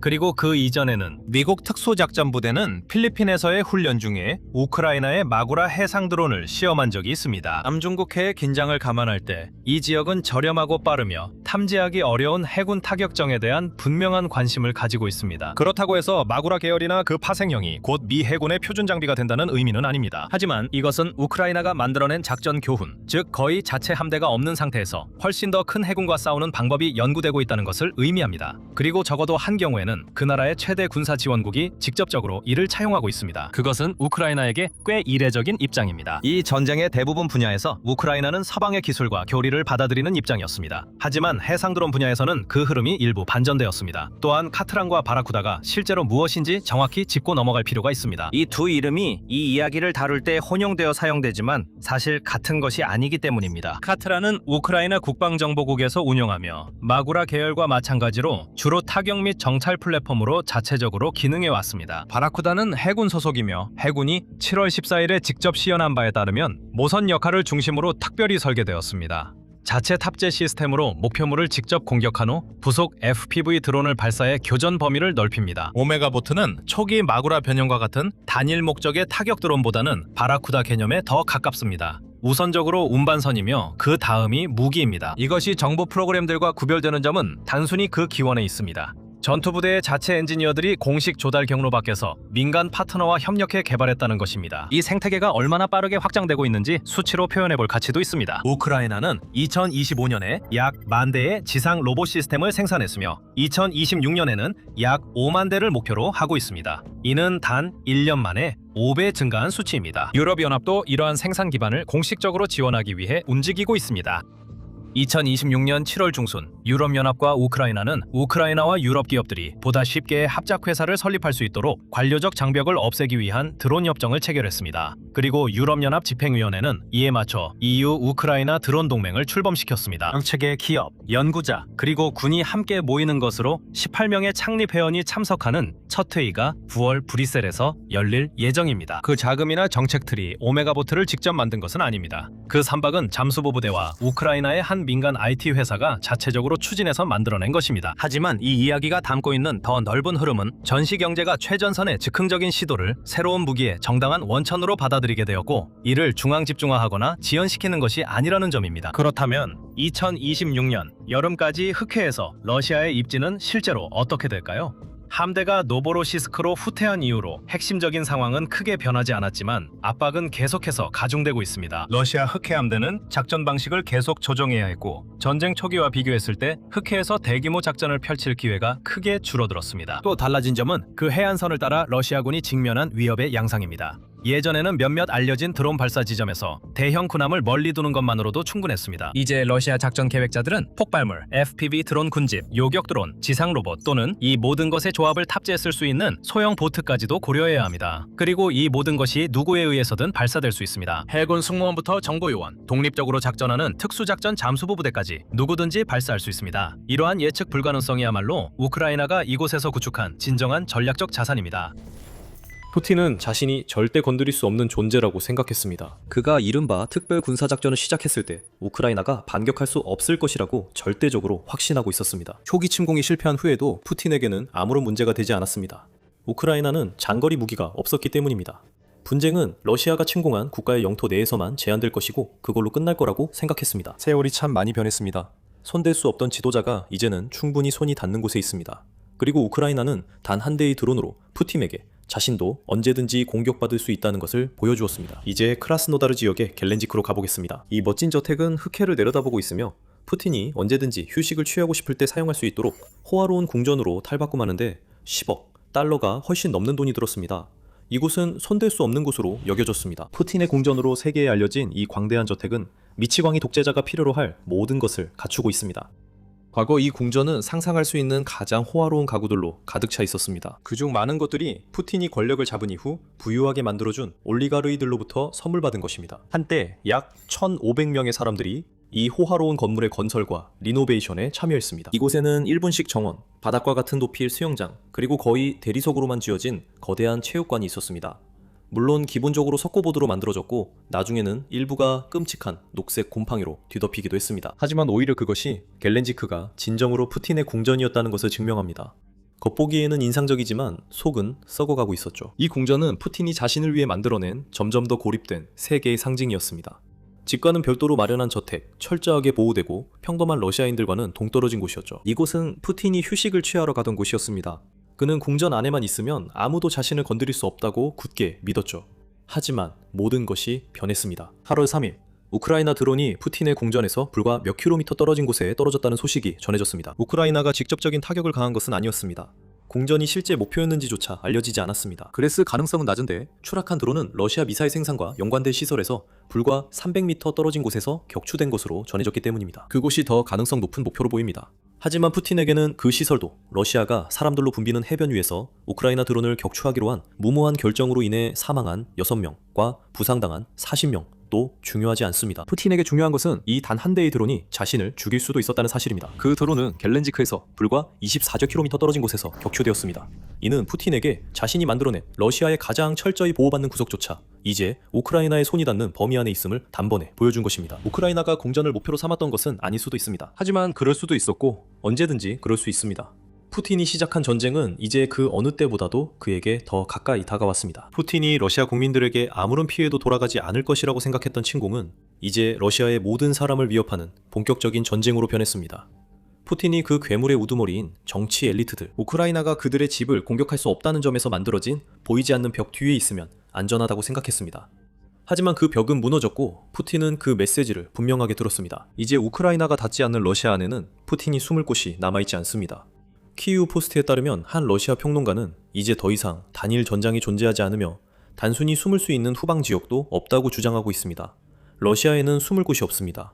그 평론가의 말이 맞습니다. 겔렌지크에서 공황을 일으킨 것은 단 한 대의 드론이었지만 그리고 곧 러시아가 어떻게 반응했는지 알게 될 것입니다. 실제로 우크라이나는 푸틴을 타격할 수 있는 흔히 장거리 제재라고 부르는 무기들을 비축해왔습니다. 러시아의 얼어붙은 외딴 극동 지역을 제외하면 거의 어디든지 말이죠. 그리고 그 지역조차도 더 이상 안전하지 않을 수 있습니다. 6월 21일 우크라이나 대통령 볼로드미르 젤렌스키는 우크라이나가 이제 3000km까지 비행할 수 있는 드론을 보유하고 있다고 밝혔습니다. 그는 우크라이나가 이제 정령지에서 러시아를 상대로 매일 공격을 감행하겠다고 다짐했습니다. 우크라이나가 이 사거리 주장을 입증하는데 오래 걸리지 않았습니다. 7월 7일 우크라이나가 시베리아의 옴스크 정유소를 공격해 대형 화재를 일으켰다는 소식이 전해졌습니다. 푸틴이 우크라이나의 주장에 대해 가졌을 의심은 단번에 사라졌습니다. 옴스크는 우크라이나가 점령한 영토에서 약 2500km 떨어져 있기 때문에 이번 공격은 거리면에서 기록적인 타격이었습니다. 젤렌스키가 약속했고 우크라이나의 드론 조종사들이 그 약속을 지켰습니다. 그것은 푸틴을 매우 걱정하게 만들 것입니다. 왜냐하면 젤렌스키가 또 다른 약속을 했기 때문입니다. 7월 24일 옴스크 공격 직후이자 겔렌지크에서 러시아를 공황에 빠뜨린 단일 드론이 등장하기 직전 젤렌스키는 우크라이나가 지금 이 순간에도 새로운 드론 기술을 개발하고 있다고 말했습니다. 그 기술은 곧 우크라이나 드론이 최대 5000km까지 비행할 수 있게 해줄 것입니다. 그리고 이 새로운 세대의 장거리 제재는 먼 미래의 개념이 아닙니다. 4000km를 넘는 드론은 2026년 말까지 우크라이나 운용자들의 손에 들어갈 것으로 예상되며 5000km를 넘는 드론은 2027년 말까지 도입될 것으로 보입니다. 우크라이나는 이런 성과에 안주하지 않을 것입니다. 우크라이나는 최대 10,000km까지 비행할 수 있는 드론을 개발 중이며 이는 사실상 러시아의 모든 주요 지역을 사정권에 두게 됩니다. 그 드론들은 2026년에 도착하지 않을 것입니다. 러시아는 2027년이 되어야 우크라이나 무기가 그 누구도 상상하지 못했던 깊은 영토까지 날아드는 상황을 맞이하게 될 것입니다. 그리고 그게 바로 핵심입니다. 옴스크, 겔렌지크, 그리고 우크라이나가 러시아로 보내는 모든 드론에 대해서도 마찬가지입니다. 이 모든 것들은 푸틴이 이른바 특별 군사작전을 시작하면서 세운 암묵적 계약을 깨트리는 것입니다. 푸틴은 2022년 2월 우크라이나를 침공할 때 자신의 국민들에게 매우 구체적인 거짓 약속을 내세웠습니다. 그들은 피해를 입지 않을 것이라고 했습니다. 러시아에 그 누구도 피해를 입지 않을 것이라고 했죠. 거래는 단순했습니다. 특별 군사작전에서 푸틴을 지지하면 러시아인들은 러시아와 우크라이나의 재통합이라는 보상을 받게 될 것이라는 것이었습니다. 추정 15조 달러에 달하는 광물 자원을 가진 국가가 약속하는 모든 번영도 함께 얻을 수 있다고 했습니다. 그 약속을 내건 지 4년 반이 지난 지금 러시아는 환불을 요구해야 할 상황입니다. 매일같이 미사일과 드론이 러시아 영토로 날아들고 있습니다.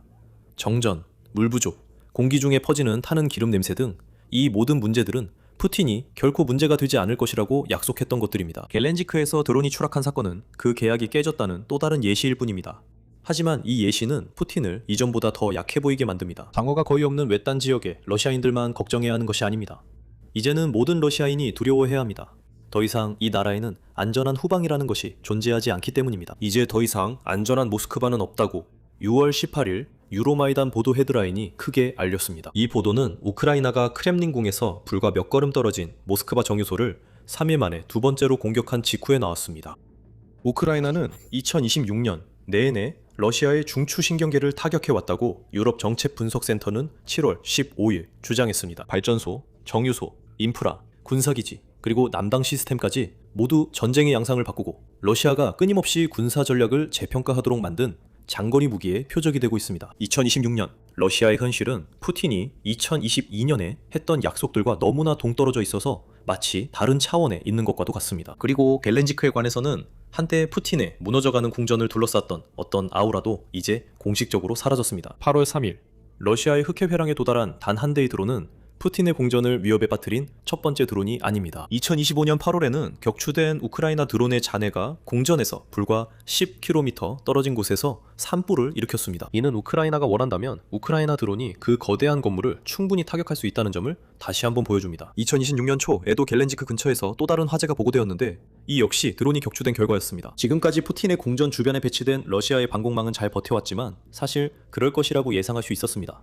우크라이나가 궁전을 상대로 대규모 드론 군집을 투입한 적은 없었으니까요. 러시아가 격추한 모든 드론은 각각 따로 움직이는 무인항공기로 아마도 다른 목표를 향해 가던 중이었을 것입니다. 하지만 겔렌지크가 그 목표가 될 수도 있었습니다. 앞으로도 그럴 가능성이 있습니다. 그리고 그곳이 실제로 목표가 된다면 궁전의 방어 체계가 가끔씩 오는 한두 대의 드론이 아니라 수십, 어쩌면 수백 대의 드론에 맞서 얼마나 잘 버틸 수 있을지 지켜보는 것도 흥미로울 것입니다. 푸틴의 궁전 근처에서 방금 일어난 일에 대해 한 가지 확실하게 말할 수 있는 점이 있습니다. 러시아가 패닉에 빠졌다는 것입니다. 그 공격에 대한 반응만 봐도 알 수 있습니다. 그 패닉의 실제이뇨. 그래야 마땅합니다. 또한 위선이 묻어있고 푸틴의 조작적인 미디어 전략에 대한 통찰도 제공합니다. 그리고 그가 이제 매일같이 느끼는 두려움에 대해서도 알 수 있습니다. 하지만 그 이야기에 더 깊이 들어가기 전에 여러분이 지금 군사 프로그램을 시청하고 있다는 점을 상기시켜드립니다. 아직 구독하지 않으셨다면 지금이 구독 버튼을 누르고 알림을 설정해서 영상을 놓치지 않을 완벽한 시기입니다. 겔렌지크에서 발생한 일에 대한 러시아의 반응은 우크라이나 드론으로 인해 민간인 피해가 발생했다는 소식을 들은 후 예상할 수 있는 그대로였습니다. 우크라이나를 악당으로 몰아갈 기회가 생긴 것입니다. 러시아 외무부는 그 기회를 놓치지 않고 적극적으로 활용했습니다. 우크라이나가 국제 테러 행위에까지 나섰다고 대변인 마리아 자하로바가 밝혔습니다. 테러리스트 집단이 우크라이나 국가를 장악했으며 서방은 이런 테러 행위를 지원하는 데 공모하고 있다고 했습니다. 테러리스트라는 단어가 그렇게 자주 반복되는 데에는 이유가 있습니다. 러시아는 이 이야기를 국민들의 머릿속에 각인시키고 싶어 합니다. 우크라이나를 민간인을 공격하는 테러 국가로 묘사하는 것이 푸틴의 침공 정당화 논리에 힘을 실어주기 때문입니다. 러시아는 특별 군사작전을 시작할 수밖에 없었습니다. 초기 침공이 실패로 드러난 후에도 우크라이나에 머물러야 했습니다. 이 우크라이나인들은 모든 러시아인을 죽이려고 하고 있으며 오직 용감한 푸틴과 러시아 군대만이 여러분을 구할 수 있습니다. 미선이 정말 극에 달했습니다. 그리고 겔렌지크에서 일어난 일의 현실은 매우 다릅니다. 우리가 앞서 말한 내용을 기억한다면 이미 눈치채셨을 겁니다. 우크라이나는 분명히 군사 목표를 가지고 있었고 그곳은 러시아의 미사일 공급망을 지원하는 시설이었습니다. 우크라이나 드론이 추락한 지점에서 불과 몇 미터 떨어진 곳이었습니다. 드론은 러시아 방공망에 의해 격추되었습니다. 그리고 그 발사 결정에 대해서는 안드리 코바넨코 우크라이나 허위정보 대응센터의 책임자가 러시아에 전할 말이 있었습니다. 이는 러시아 방공군의 소행으로 휴가객들로 가득한 해변 위에서 드론을 격추시켰습니다. 그리고 러시아 당국의 한심한 대응이었습니다. 코발렌코는 러시아 당국이 종종 공습 경보를 숨기거나 이러한 경보 중에 러시아 국민의 안전을 보장하기 위해 필요한 모든 조치를 취하지 않는다고 밝혔습니다. 러시아가 의도적으로 인구가 밀집한 해변 위에서 우크라이나 드론을 격추하기로 결정했다는 점을 언급하며 우크라이나는 러시아의 군수산업 단지의 일부이거나 푸틴의 전쟁 자금 조달에 도움을 주는 목표만을 공격한다고 밝혔습니다. CNN이 우크라이나 드론이 추락하는 영상을 분석한 결과 드론이 착지하기 직전에 최소 3개의 무기에서 자동 사격 소리가 들리는 것으로 나타났습니다. 이후 우크라이나 드론은 조종권을 잃고 방향을 틀어 해변으로 급강하합니다. 러시아가 스스로 이런 일을 저질러 놓고도 테러라고 주장하고 있습니다. 잠시 그 위선에 집중해 봅시다. 러시아는 우크라이나 드론을 인구가 밀집한 해변 상공에서 격추시켰다는 이유로 우크라이나를 테러 국가라고 주장하고 있습니다. 최선의 경우에도 이것은 우크라이나를 깎아내리기 위해 이용되는 러시아의 사고입니다. 최악의 경우 러시아는 아무런 경고도 없이 일부러 이 드론을 격추시킨 것입니다. 그래서 그 피해를 우크라이나 탓으로 돌릴 수 있도록 희생자를 만들려 한 것입니다. 어느 쪽이든 우크라이나는 그런 희생자를 의도하지 않았습니다. 하지만 러시아와 그 장거리 공격에 대해서는 그렇게 말할 수 없습니다. 유엔 인권 최고대표 사무소에 따르면 러시아는 2022년 2월 24일부터 2026년 6월 30일까지 16,431명의 우크라이나 민간인을 살해했습니다. 또 다른 48,613명의 민간인이 부상을 입었으며 이들 중 상당수가 러시아의 미사일과 드론 공격에 의해 다쳤습니다. 실제로 겔렌지크에서 사건이 일어나기 며칠 전 러시아는 키이우의 탄도미사일 공격을 감행해 9명을 숨지게 하고 수십 명을 다치게 했습니다. 이것이 우크라이나와 러시아의 차이점입니다. 우크라이나는 군사 목표를 겨냥하며 민간인 사망은 사고로 발생합니다. 반면 러시아는 민간인을 의도적으로 표적으로 삼고 있습니다. 침공이 시작된 이래로 계속 그래왔습니다. 그리고 푸틴은 우크라이나 민간인들의 마음에 공포를 심어주면 그들이 젤렌스키에게 등을 돌리고 러시아를 받아들일 것이라고 믿기 때문에 앞으로도 계속 그렇게 할 것입니다. 자하로바가 푸틴 궁전 근처에서 일어난 일을 테러라고 주장할 때 그 말은 2000년대 싸구려 SF 영화에 나오는 케빈 베이컨보다도 더 공허하게 들립니다. 러시아가 일부러 변명을 시도조차 하지 않는 만행을 저지르고 있을 때 그들을 진지하게 받아들일 수는 없습니다. 푸틴은 전범입니다. 그 점은 분명합니다. 하지만 겔렌지크에서 방금 일어난 일은 한때 자신이 절대 건드릴 수 없는 존재라고 생각했던 사람이 이제는 언제든지 공격당할 수 있다는 것을 보여줍니다. 그리고 그것은 푸틴을 매우 두렵게 만들 것입니다. 범죄자는 끊임없이 도망다니며 언젠가 우크라이나 드론 조종사들이 실제로 자신을 노릴 수 있다는 사실을 알기 때문에 자기 땅에서도 자유롭게 움직이지 못합니다. 러시아가 우크라이나의 잘못이 아닌 사건에 대해 이렇게 신속하게 우크라이나를 비난하는 또 다른 이유가 있습니다. 이것은 단순히 우크라이나를 테러 국가로 몰아가려는 것만이 아닙니다. 푸틴은 겔렌지크에서 일어난 일을 선전도구로 이용하면서 자신이 러시아의 현직 대통령인 동안 우크라이나가 자신을 암살하려고 적극적으로 시도하고 있다고 세계를 설득하려 하고 있습니다. 이렇게 보는 이유는 푸틴에게 이런 전력이 있기 때문입니다. 2025년 말쯤 러시아는 우크라이나가 북부 노브고로드 지역에 있는 푸틴의 관절을 드론으로 공격했다고 주장했습니다. 러시아는 이 주장을 강하게 밀어붙였습니다. 러시아는 심지어 관저 밖 어딘가에서 격추된 우크라이나 드론으로 보이는 영상도 공개했습니다. 러시아에 따르면 우크라이나는 푸틴의 집을 향해 총 91대의 장거리 드론을 보냈다고 합니다. 영상에는 한두 대만 격추된 모습이 나왔고 드론이 격추되는 장면은 영상에 없었습니다. 음모론적인 시각을 가진 사람들은 러시아가 우크라이나가 푸틴을 암살하려 했다는 인상을 주기 위해 다른 공격에서 나온 우크라이나 드론 잔해를 노브고로드에 가져다 놓았다고 즉각 의심할 수도 있습니다. 음모론자들이 맞았습니다. 러시아가 한 일이 바로 그것으로 보입니다. 우크라이나는 러시아의 주장을 즉각 부인했고 공격이 있은 지 약 일주일 후인 1월 5일 미국의 조사 결과 노브고로드에서 실제로 우크라이나의 공격이 전혀 일어나지 않았다는 사실이 밝혀졌습니다. 도널드 트럼프 대통령은 처음에는 자신이 그 공격에 대해 매우 화가 났다고 말했지만 나는 그 공격이 일어났다고 믿지 않는다. 우리가 확인해본 결과 우리는 그것이 일어났다고 믿지 않는다. 라고 말했습니다. 이 모든 것이 왜 중요할까요? 러시아가 이런 주장을 했을 때는 당시 평화 협상이 진행 중이었습니다. 그 공격이 있었다고 주장된 후 러시아는 더 이상 그 협상을 계속할 수 없다고 말했습니다. 이 모든 것은 의도적인 것이었고 푸틴은 우크라이나 드론에 대한 자신의 실제 두려움을 이용해 미국이 러시아 편을 들도록 조종하려 했습니다. 하지만 그것은 통하지 않았습니다. 하지만 이제 러시아는 겔렌지크 근처에서 실제로 발생한 공격을 겪게 됐습니다. 푸틴의 앞잡이들은 아직 그 공격과 푸틴 암살 시도 사이의 연관성을 밝히지 못했습니다. 하지만 이번 공격과 러시아의 비난은 미국과 우크라이나가 곧 푸틴의 책상 위에 올라갈 수도 있는 항공 추전 계획을 준비 중이라는 소문이 도는 시점에 맞춰 일어났습니다. 푸틴이 겔렌지크 사건을 이용해 그 계획이 구체화될 경우 거부하려 한다 해도 우리는 전혀 놀라지 않을 것입니다. 이번에는 걱정이 현실이 될 것입니다. 우크라이나의 드론이 실제로 푸틴의 공전 가까이 접근했습니다. 푸틴이 이 모든 것을 왜곡하려 할 수도 있지만 그의 대응은 테러가 될 것입니다. 이 사람은 이미 우크라이나의 드론이든 자신의 측근이든 공격에 대한 두려움 속에 살고 있습니다. 최소한 5월부터 푸틴이 대부분의 시간을 지하 벙커에 숨어 지내고 있다는 사실은 잘 알려져 있습니다. 그는 점점 더 드물어지는 공개석상의 모습을 드러내야 할 때만 밖으로 나옵니다. 포브스는 우크라이나의 드론이 푸틴이 벙커에 머물게 된 계기가 되었다고 전했습니다. 푸틴은 한때 자신의 집이라 불렀던 호화로운 저택들을 적극적으로 피하고 있습니다. 인디펜던트지는 그 벙커들 중 적어도 하나가 푸틴의 공전이 위치한 크라스노다르 지역에 있다고 보도했습니다. 푸틴은 마치 자신이 한때 누렸던 삶에 최대한 가까이 머무르려는 듯 보이지만 우크라이나 전쟁이 계속되는 한 그 삶을 다시는 누릴 수 없다는 것을 알고 있습니다. 그 두려움이 바로 우크라이나가 이 모든 일을 하는 이유입니다. 우크라이나가 8월 3일에 푸틴의 공전을 적극적으로 겨냥한 것은 아닐지 몰라도 자국의 드론이 그곳에 아주 가까이 접근했다는 사실에 우크라이나는 개의치 않을 것입니다. 이제 그 드론은 러시아 국민들에게 그들의 강력한 지도자가 자신이 주장하는 그런 인물이 아니라는 또 다른 예시가 될 수 있습니다. 또 하나의 약속이 깨진 셈이죠. 마치 특별 군사작전 계약처럼요. 블라디미르 푸틴은 러시아의 위대한 수호자, 어떤 대가를 치르더라도 자신의 나라를 지키는 인물로 여겨져 왔습니다. 그게 지난 20년 넘게 그가 자신을 둘러싸고 만들어온 이야기죠. 하지만 이제 그 모든 것이 무너졌습니다.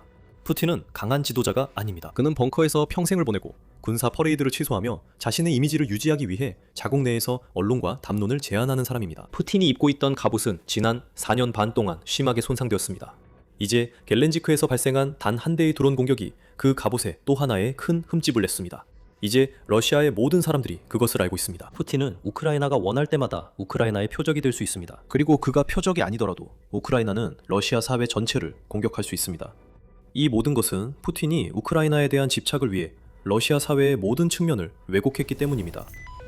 지난 3년간의 전쟁 동안 우크라이나 전쟁에서 가장 큰 변화는 평범한 FPV 드론이었습니다. 우크라이나는 $500짜리 쿼드콥터를 최전선에서 가장 두려운 무기 중 하나로 바꿨습니다. 그리고 전 세계의 모든 주요 군대가 지난 2년 동안 이를 따라잡기 위해 분주히 움직였습니다. 하지만 이제 미국은 더 이상 방관자 입장이 아닙니다. 오히려 적극적으로 이를 도입하기 시작했습니다. 여기에는 전술, 교리, 제조 매뉴얼이 포함됩니다. 그리고 어떤 경우에는 실제 드론 회사들과 돈바스 참호에서 이런 전쟁 방식을 만든 사람들까지 포함됩니다. 하지만 우리가 조금 더 깊이 파고들면 미국은 단순히 우크라이나의 숙제를 베끼는 것이 아니라 우크라이나의 기발한 아이디어를 받아들여 그것을 바탕으로 더 나은 무언가를 만들어내고 있습니다. 그러니까 이 모든 것이 시작된 것부터 시작해봅시다. 왜냐하면 미국이 지금 무엇을 하고 있는지 파고들기 전에 먼저 우크라이나가 어쩔 수 없이 처음으로 무엇을 발명했는지 이해해야 하기 때문입니다. 2022년에 러시아가 국경을 넘어 침공했을 때 우크라이나는 러시아와 같은 방식으로 싸울 수 있는 포병 비축량도, 공군도, 장갑부대도 없었습니다. 우크라이나가 가진 것은 절박하고 분산된 엄청나게 창의적인 민간 기술 문화와 러시아 군인들이 움직이는 것을 두려워하게 만들 필요성이었습니다. 그 해답은 1인칭 시점, 즉 FPV 드론이었습니다. 취미로 뒷마당 장애물 코스를 빠르게 통과시키거나 결혼식 사진을 찍는 데 사용하던 그런 종류의 드론이었습니다. 쿼드콥터에 탄두를 장착하고 몇 킬로미터 뒤 참호에 있는 병사에게 비디오 고글을 씌우면 순식간에 기존의 대부분 무기보다 저렴한 정밀 유도탄이 탄생하게 됩니다. 그리고 그 무기는 나무숲 너머에 있는 전차도 찾아내고 심지어 파괴할 수도 있습니다.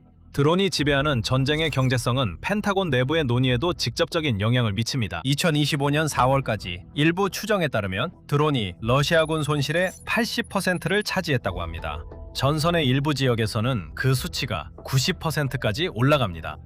즉 차량 손실의 10건 중 9건이 드론 때문이라는 뜻입니다. 현대 전장에서 사실상 숨을 곳이 거의 남아있지 않습니다. 모든 도로, 모든 숲 가장자리, 모든 집결지는 작고 저렴하며 무장한 무언가에 의해 감시되고 있습니다. 물론 우크라이나만이 꾸준히 드론을 공급받는 나라는 아닙니다. 러시아도 이에 적응했고 일부 경우에는 드론 전쟁에서 상당한 발전을 이루었습니다. 러시아의 FPV와 카미카제 스타일 드론은 서방의 전차들, 특히 레오파르트 EA6을 격파해왔습니다. 이 전차는 미국의 M1L 에이브럼스와 직접적으로 비교할 수 있습니다. 전쟁 첫 해에 우크라이나의 전차 손실, 예를 들어 레오파르트와 같은 전차들은 주로 드론 전쟁 때문이었습니다. 이것은 어느 쪽도 값싸고 교체 가능한 드론에 의해 가장 견고한 구조물이나 무기가 파괴되는 것에서 완전히 자유롭지 않다는 것을 시사합니다.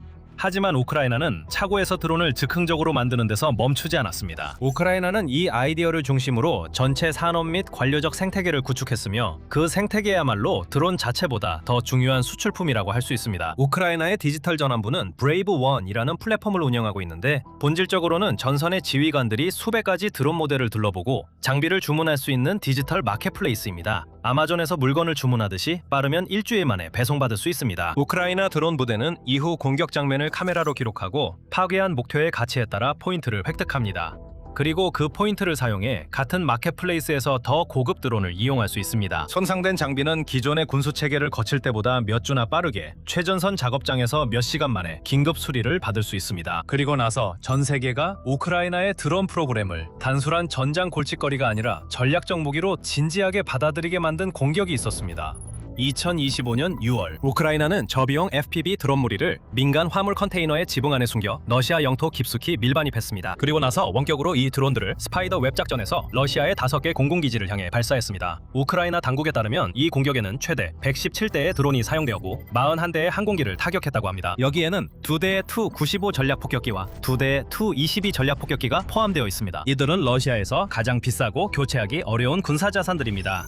우크라이나는 피해액이 70억 달러에 달한다고 추산했습니다. 실제 피해 규모와는 상관없이 그 메시지와 파장은 분명했습니다. 이제 값싼 드론이 단 한 대의 유인 항공기도 국경을 넘지 않고도 수천 킬로미터 떨어진 전략 자산을 위협할 수 있게 되었습니다. 러시아는 멀리 떨어진 기지들을 보호하기 위해 신속하게 다른 전략을 채택할 수밖에 없었습니다. 어떤 경우에는 위성 사진에서 덜 보이도록 비행기 위에 타이어를 올려놓기도 했습니다. 그리고 이 전술은 우크라이나와 러시아의 갈등에만 머무르지 않고 동시에 벌어지고 있는 다른 주요 분쟁들로도 퍼져나갔습니다. 가디언지는 2026년 5월에 헤즈볼라가 레바논에서 광섬유 FP 드론을 도입했으며 우크라이나에서 처음 개발된 기술을 명시적으로 적용해 이스라엘의 전자전을 회피하고 있다고 보도했습니다. 지구상에서 가장 정교한 전파 방해 환경 중 하나인 곳에서 말이죠. 미국이 2월 말 이란과의 자체 분쟁에 돌입했을 때 테헤란은 지역 전역에 드론을 대량으로 발사하며 대응했고 미군과 동맹군은 그중 많은 드론을 격추시켰습니다. 하지만 공격의 규모 자체가 값싼 드론을 방어하는 것이 얼마나 어렵고 비용이 많이 드는지 여실히 드러냈습니다. 정교하고 값비싼 요격 미사일로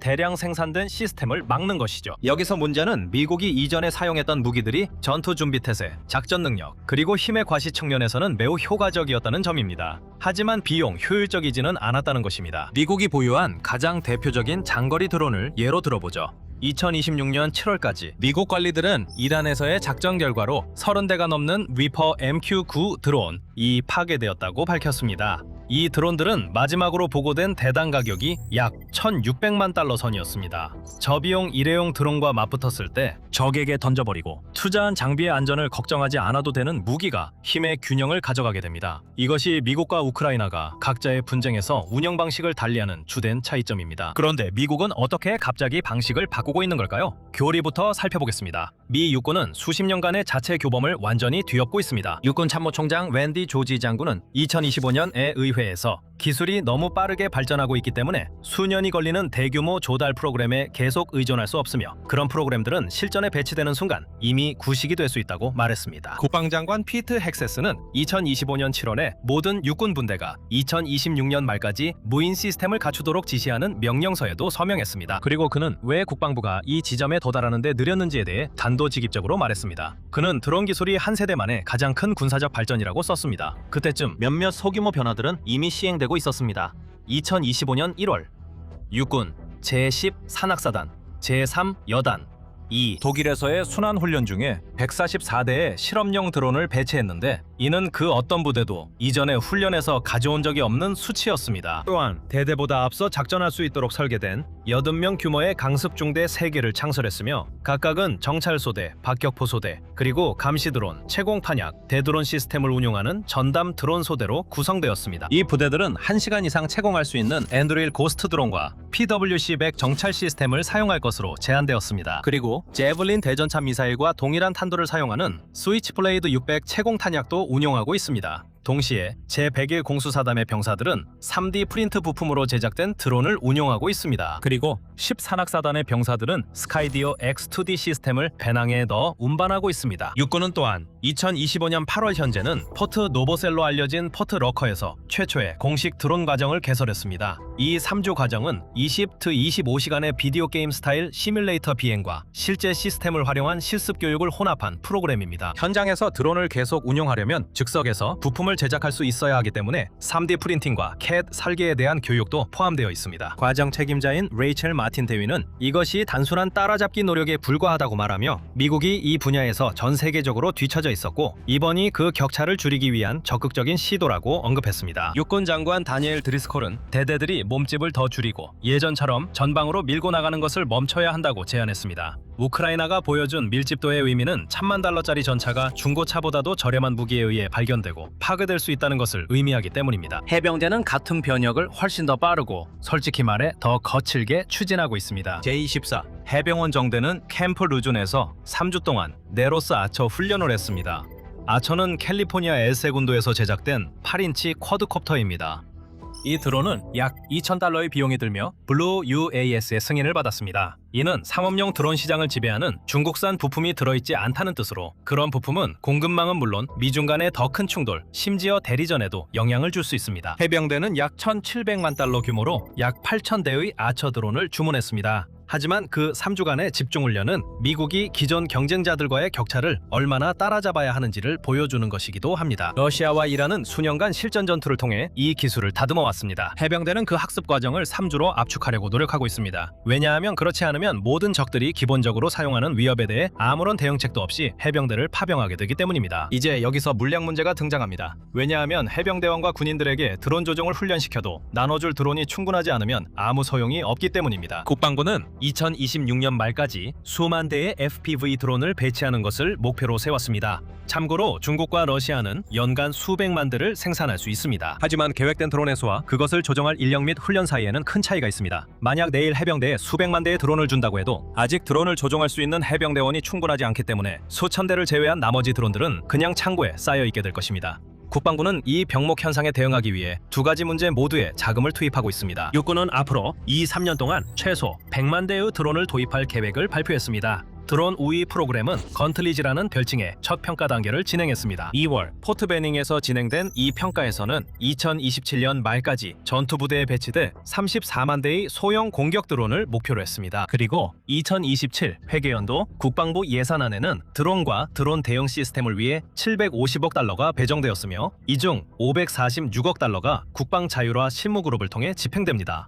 이제 더 이상 시범 사업이 아닙니다. 펜타곤은 앞으로 몇 년 안에 우크라이나가 단 한 번의 겨울 동안 손수한 필요에 의해 구축한 드론 산업 기반과 같은 것을 만들려고 하고 있습니다. 그리고 돈도 중요하지만 우크라이나가 제공하는 것은 그보다 훨씬 더 값진 것입니다. 하지만 그 이야기에 들어가기 전에 우크라이나 전쟁과 전 세계 지정학 및 군사 동향에 대한 최신 뉴스를 받아보시려면 밀리터리쇼를 구독해주세요. 우크라이나는 드론이 정확히 어떻게 작동하는지, 어떤 시스템에 가장 효과적인지에 대한 정보와 이를 뒷받침할 수년간의 실제 전장 통계와 영상 자료를 보유하고 있습니다. 그래서 헤그세스는 상원에 자신이 직접 추가적인 미군 인력이 우크라이나에 배치되어 드론 전장을 공격과 방어 양측에서 연구하도록 승인했다고 말했습니다. 국무장관 마르코 루비오는 폭스뉴스 인터뷰에서 한 걸음 더 나아가 우크라이나 군대를 유럽에서 가장 강력하고 힘있는 군대라고 불렀습니다. 존립을 건 전쟁의 압박 속에서 만들어진 새로운 전술과 기술을 바탕으로 세워졌다고 했습니다. 이란과 연계된 드론 공격이 미국의 작전에 대한 대응으로 중동을 강타했을 때 우크라이나는 실제로 요르단에 있는 미군 기지를 보호하기 위해 드론과 드론 전문가팀을 파견하겠다고 제안했습니다. 우크라이나 대통령 블라디미르 젤렌스키도 이미 미국과 500억 달러 규모의 드론 생산 계약을 제안했다고 밝혔습니다. 아직 공식적인 답변을 받지 못했습니다. 그래서 미국은 국내 드론 생산과 국내외 전술을 결합해 약점을 보완하려는 두 가지 전략을 동시에 추진하고 있는 것으로 보입니다. 하지만 대서양을 건너는 것은 전술과 인력만이 아닙니다.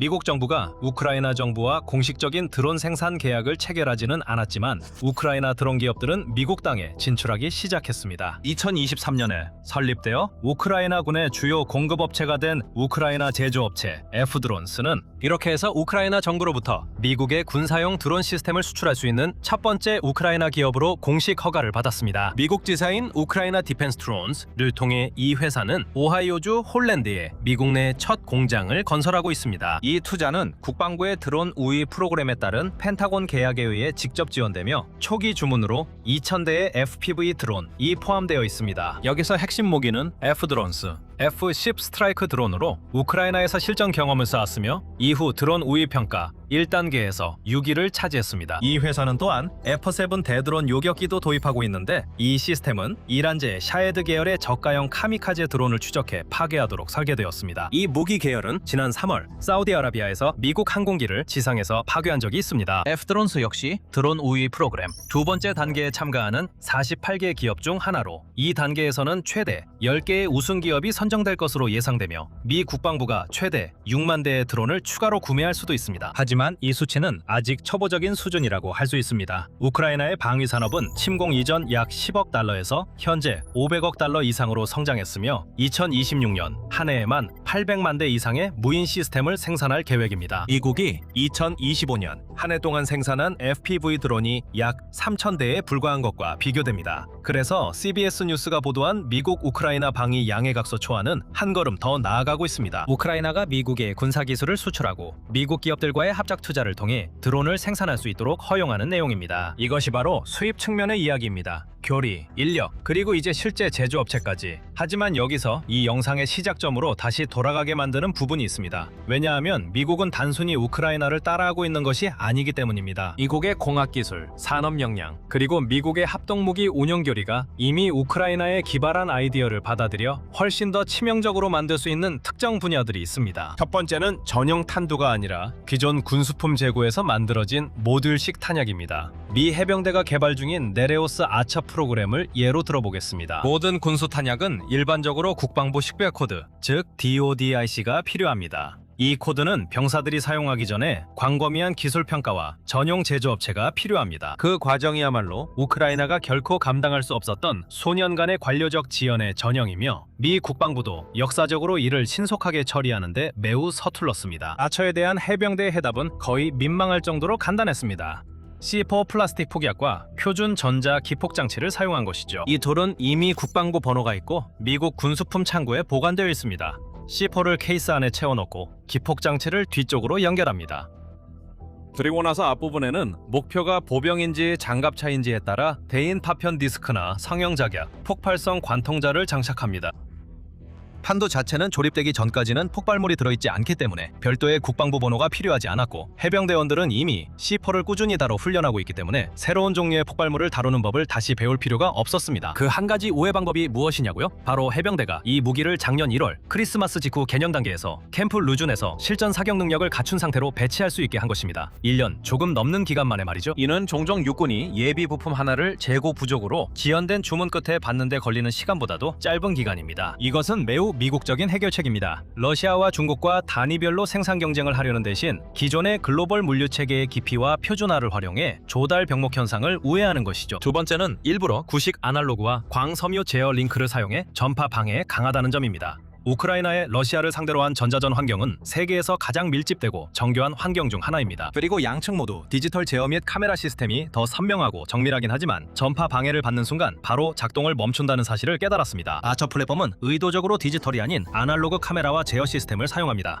이 시스템은 전파 방해를 받을 때 점진적으로 성능이 저하됩니다. 한 번에 완전히 끊기는 대신 조종사에게 드론을 집으로 돌려보내거나 공격을 완료할 수 있는 약간의 시간을 더 벌어줍니다. 이는 전자기 간섭이 심한 환경에서도 마찬가지입니다. 실제로 우크라이나와 러시아 군대 모두 같은 이유로 광섬유 케이블이 감긴 드론을 사용하게 되었습니다. 물리적인 선은 전혀 교란될 수 없기 때문입니다. 그리고 미군 부대들도 이미 같은 광섬유 방식을 시험 중이며 2025년 말에는 광섬유 아처 변형 모델이 공개되었습니다. 이러한 회복력을 미국이 수십 년간 훨씬 더 큰 국방 연구 개발 예산으로 쌓아온 전자전 연구와 신호정보 분야에 대한 깊은 투자와 결합하면 이는 우크라이나나 러시아가 경험해 본 적 없는 수준입니다. 이것은 미국이 우크라이나가 시작한 것을 단순히 모방하는 것이 아니라 실제로 확장할 수 있는 진정한 분야입니다. 세 번째는 자율 유도 기술로. 이는 사실상 인공지능과 정밀공학에서 미국이 독보적으로 활용할 수 있는 강점입니다. 우크라이나의 FPV 드론은 대부분 수동으로 조종되기 때문에 그 효과는 아날로그 영상 피드를 바라보는 개별 조종사의 실력에 의해 제한됩니다. 하지만 F드론스가 오하이오에서 개발 중인 F7 인터셉터는 이 기술이 앞으로 나아갈 방향을 보여줍니다. 교전의 마지막 단계에서는 조종사가 드론의 속도만을 제어합니다. 자동 유도 시스템이 나머지 모든 것을 처리하기 때문에 저렴한 기체가 인간의 반응 속도나 전투 중의 침착함에 의존하지 않고도 스스로 목표물에 정확하게 날아가게 됩니다. 이러한 기내 자율성을 미국의 반도체 산업, 컴퓨터 비전 연구 생태계, 그리고 우크라이나나 러시아보다 훨씬 더 방대한 소프트웨어 엔지니어 인력풀과 결합시키는 것입니다. 이것이 바로 미국이 수동조종 드론 군집을 완전히 뛰어넘을 수 있는 분야입니다. 네 번째는 이른바 제병 협동 충돌 방지라는 분야인데 다소 기술적으로 들릴 수 있습니다. 하지만 실제로는 드론 전쟁에서 가장 어려운 문제 중 하나이며 미군이 80년 동안 숙련되어 온 분야입니다. 화력 지원 조정을 위해 미군은 자폭 공격 드론을 F-18 전투기와 근본적으로 다르다고 여기지 않습니다. 둘 다 근처에서 기동하는 아군 병력과 분리해야 하는 치명적인 효과를 가진 무기이기 때문입니다. 하지만 미국은 이미 다른 공중 공격 수단에 대해 광범위한 조치를 마련해 두었고 같은 개념이 드론에도 적용될 수 있습니다. 그리고 미국은 대규모로 드론을 도입하는 속도가 더뎠기 때문에 사실 미국은 드론 운용을 사후에 억지로 추가하는 것이 아니라 처음부터 제병 협동 교리에 통합할 기회를 갖고 있습니다. 그리고 다섯 번째이자 마지막 부분은 바로 산업 기반 자체입니다. 미국 제조업과 반도체 생산의 엄청난 규모는 그리고 우크라이나가 결코 접근할 수 없었던 방위산업 자본까지 포함됩니다. 우크라이나는 전시 상황의 압박 속에서 무에서 500억 달러 규모의 드론 산업을 일궈냈는데 이는 어떤 기준으로 보더라도 대단한 성과입니다. 미국은 그 산업의 기술적이고 혁신적인 기반을 자국의 군산복합체에 직접 적용하려 하고 있습니다. 기억하세요. 2027년 무인 항공무기 관련 펜타곤 예산은 750억 달러입니다. 우크라이나 전체 산업보다 50% 더 큽니다. 만약 그 산업 역량이 예산 규모만큼 실제로 적용된다면 미국은 결국 생산량에서 우크라이나를 크게 앞설 수 있는 길이 있습니다. 특히 이미 자체 프로토타입도 많이 보유하고 있기 때문입니다. 하지만 어쩌면 더 중요한 것은 미국은 드론을 어떻게 배치하는지 지켜보기만 한 것이 아니라 그것을 어떻게 대응할지도 연구해 왔습니다. 그리고 미국이 개발한 무기 중 하나는 실제 테스트를 위해 이미 우크라이나에 보내졌습니다. 더 자세히 알고 싶다면 이 영상을 확인하세요. 그리고 항상 그렇듯이 매일 뉴스를 받아보시려면 밀리터리 쇼를 구독하는 것도 잊지 마세요.